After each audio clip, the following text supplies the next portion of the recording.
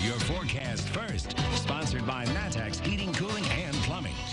It's chilly out there tonight. Temperatures back down below freezing in Champaign. 31 at this hour. We've got 35 in Decatur, 32 in Taylorville, as the skies have remained clear out there for the kids at the bus stop tomorrow. It's going to be a chilly one right around that freezing point, but the sun's going to be out there. We're going to see an increase in that sunshine here as we head throughout the day tomorrow. Highs actually not bad. We're talking the mid-50s, so this is the warmest temperature I have on the 7-day. I'm just going to tell you that right now, and it's the warmest by a long shot. The coldest, I'll show you that coming up. WCIA 3 News starts right now. Now, from WCIA 3 News.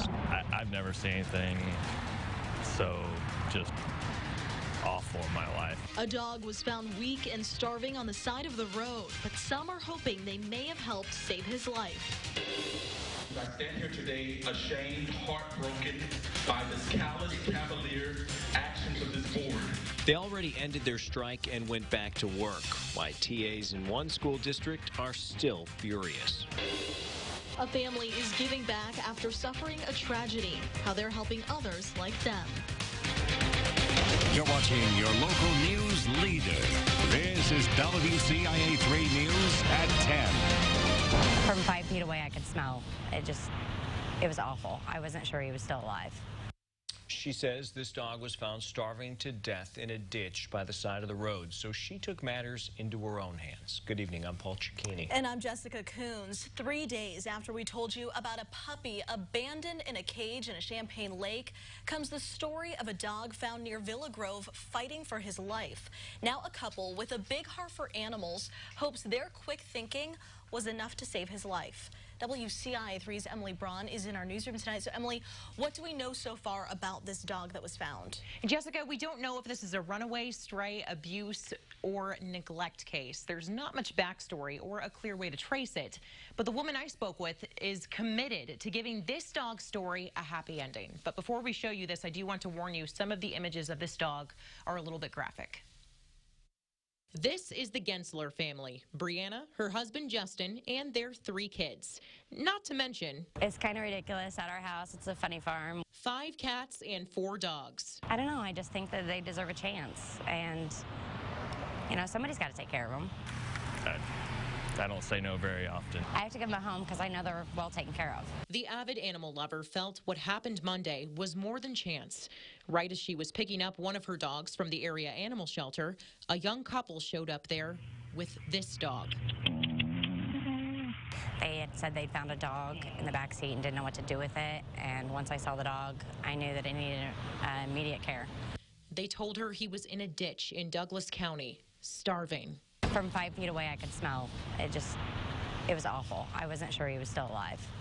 I've never seen anything so just awful in my life. She rushed him to her own vet in Arcola. The next day, some good news. His temperature's up and he's starting to eat a little bit. He still can't move his head or stand, but we're hopeful. For now, she's hoping for more progress. I asked her if he makes it, what's she hoping for next? Well, I guess he's coming home. I just assumed that, you know, it's just, she always wants to save every animal. A potential new addition to the Funny Farm family. If you were to take him in, what would you name him? Apollo. Why is that? He's a fighter. The Genslers say they want to thank their vet at the Animal Health Care Center. And they say if the dog survives and it doesn't work out with adoption, they would want to foster him until he can find a forever home. And if it's a runaway, they hope that this story can help reunite the dog with a long-lost owner. Jessica. Some big hearts, as we said, for sure. All right, Emily, thank you so much. We have an update on another dog found in distress. A lot of you have asked about adopting Poppy. Poppy was rescued from a cage in Kaufman Lake in Champaign on Saturday. She is now resting at animal control, getting better. The director says she will stay there for at least 5 days. After that, she could go to the Champaign County Humane Society. She could also go to the man who rescued her this weekend. If no one claims the dog and they have no reason to hold it for any legal purposes, then animal control makes a decision about what agency they're going to offer the dog to for adoption. Animal Control says the dog could be held longer than 5 days, depending on what happens during the investigation or if the dog is not stable enough to leave them just yet. We talked with the man who found her today, and he says he does still want to give her a home. A woman is dead after a car crash today. It happened in Ford County, south of Clarence. The Champaign County coroner says 84-year-old Mary Diskin was pronounced dead at the hospital in Urbana. He says she was driving south on County Road 2600 East when she collided with another vehicle on 200 North. The crash is under investigation. New tonight, a missing teenager was found safe in Cook County. 17-year-old Grace Aitkins disappeared from Cerro Gordo on Halloween. Today, deputies said she turned herself into police in Glenview. The sheriff's office says the search was an around-the-clock investigation, and they thank everyone for their help. Hyde County is set to vote on a budget more than $350,000 in the red. Our Target 3 investigators have been at the past 4 meetings as board members try to figure out how the county will operate. The board reduced its deficit from $700,000. To do that, they requested 9% cuts from each department. Some departments cut more than others, but there was only one department the board considered eliminating, the Emergency Management Agency.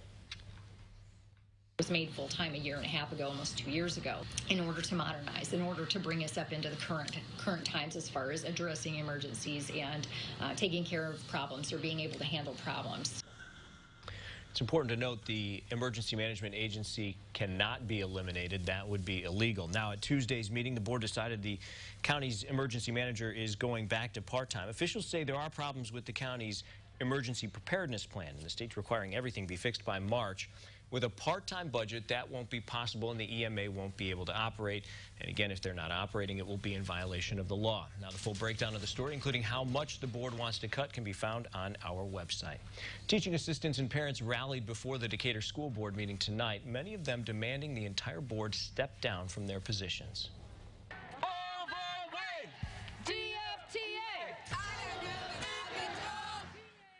This rally comes after teaching assistants suspended their strike and returned to school on Friday. No deal has been made after months of contract negotiations. During the school board meeting tonight, several people spoke in defense of those TAs. WCIA 3's Jennifer Jensen has been following this story. So, Jennifer, this all leads back to the root of this issue. Jessica, the union and the district have been unsuccessfully negotiating contract terms since April. The contention centers around what the union says is the unaffordable cost of health insurance. But this is just one of many issues that's caused people to be so frustrated with the school board. We care. Just be fair. Parents and teaching assistants raised their voices in frustration. All the way. DFTA. After this rally, these people walked in on the School Board of Education meeting. I stand here today ashamed, heartbroken by this callous, cavalier actions of this board. Bold words and accusations were spoken to the board members. I represent a group of community stakeholders who are here to demand that you, Beth Nolan, and the $1 Million Club resign. These parents and teaching assistants demanded that the board step down. This comes after months of unsuccessful contract negotiations between the board and the teaching assistants union. Our members, are very fired up. They're still looking at this huge increase of health care, 247% for family care, 64% for everyone else. So tonight we're trying to send a message to the board, let's bargain in good faith. Let's get this thing done. Health insurance was cut off for some union members, even after the district told them that wouldn't happen if they went back to work. District staff later fixed the issue, but TAs say this is just a part of a bigger problem. During the strike, hundreds of special education students were kept out of school, while others were allowed to go to class. The strike happened. 18 times she asked me on October 30th if she was going to get to go to school that day or even the next day. This has made people furious. The community has zero confidence in your ability to lead. On Monday, the Decatur Teaching Assistants Union filed 2 unfair labor practice charges against Decatur Public Schools revolving around the cancellation of insurance coverage and failure of the school board to bargain in good faith. The school board has declined to comment in direct response to the complaints from parents and the teaching assistants. They did release a statement today saying no negotiation sessions have been scheduled yet with the federal mediator between the board and the union. Back to you. All right, Jennifer, thank you for that update. We told you last week the State Board of Education is investigating the Decatur School District. It says the district broke federal law during the strike. More than 500 students with special needs were kept out of school while the TAs were striking. The State Board says that violated the Federal Individuals with Disabilities Education Act. We have a follow-up on the Art Theater in downtown Champaign. The foundation has a week to pay rent before they surrender the property to the landlord. We told you last month the Art Theater was closing.